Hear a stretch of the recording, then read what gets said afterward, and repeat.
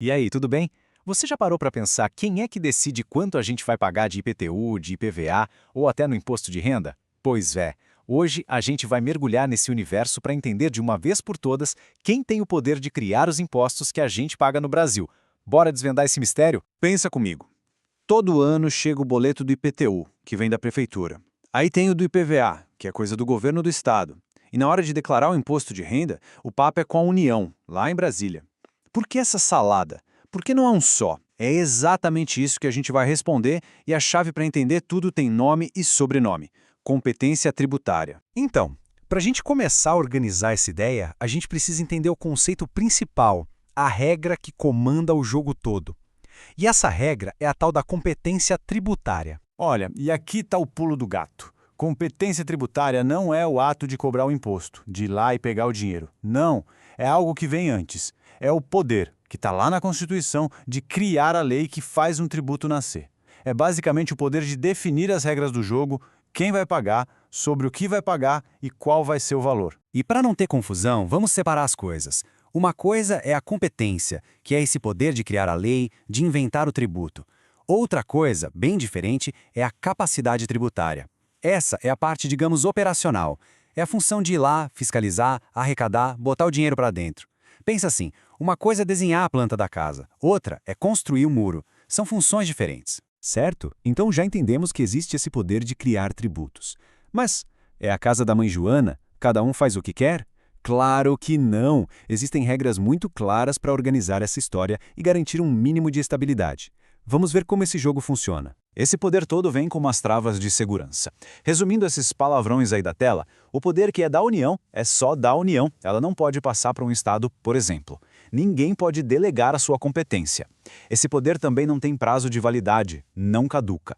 E mais, um governo não pode simplesmente chegar e falar: não quero mais ter o poder de criar esse imposto.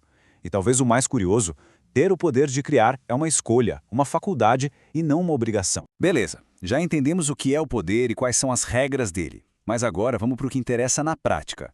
Como é que esse bolo é dividido? Na vida real, quem fica com o que entre União, estados e municípios? Esse quadro aqui ajuda a gente a visualizar bem a coisa. Repara que a maioria dos impostos cai na competência privativa, ou seja, ou é de um ou é de outro, sem meio termo. Agora, dá uma olhada nas taxas. Elas têm competência comum. Por quê? Porque faz todo sentido. Todos os governos, seja federal, estadual ou municipal, prestam serviços pelos quais podem cobrar uma taxa. Pensa na emissão de um documento ou na coleta de lixo. Vamos começar de cima com a União. A lógica aqui é simples. Ela fica com os impostos que têm a ver com o país como um todo, em escala nacional. Comércio com outros países, imposto de importação e de exportação. Renda e patrimônio de todos os brasileiros, imposto de renda. A produção das grandes indústrias do país, IPI, são assuntos de interesse nacional. Agora, descendo um degrau, vamos para os estados. A lógica aqui já é mais regional. Eles cuidam daquelas grandes movimentações que acontecem dentro do seu território. Por exemplo, a transmissão de bens por herança, o ITCMD. A circulação de praticamente tudo que a gente consome, o gigante ICMS. E claro, o imposto sobre o carro que está aí na sua garagem, o nosso velho conhecido IPVA. E por fim, a gente chega onde a vida acontece, no governo mais próximo da gente, os municípios. A competência deles é sobre fatos que são puramente locais. A sua casa, o seu apartamento, IPTU. Se você vender esse imóvel, ITBI. E os serviços do dia a dia, desde o corte de cabelo até o conserto do carro. Tudo isso entra no ISS. É o imposto da vida na cidade. Ok, a divisão parece bem organizada, certo? Mas e aquela pulga atrás da orelha? Aquela sensação de que, às vezes, a gente está pagando duas vezes pela mesma coisa? Será que o sistema permite isso?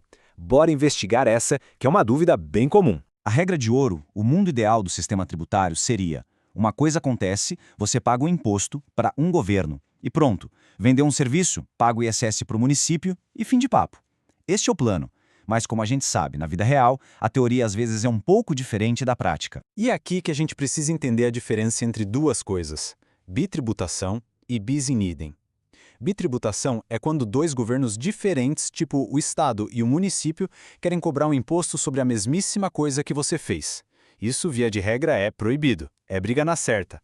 Agora, o bis in idem é quando o mesmo governo te cobra 2 tributos diferentes sobre a mesma base. E aí, pasme, isso, em algumas situações específicas, é permitido por lei. E pronto, o quebra-cabeça está montado. Agora aquela pergunta lá do comecinho faz todo sentido. Entender quem cria cada tributo é o primeiro e mais importante passo para a gente poder cobrar. Agora você sabe a quem reclamar se a rua do seu bairro está cheia de buraco, porque é a prefeitura que arrecada o IPTU.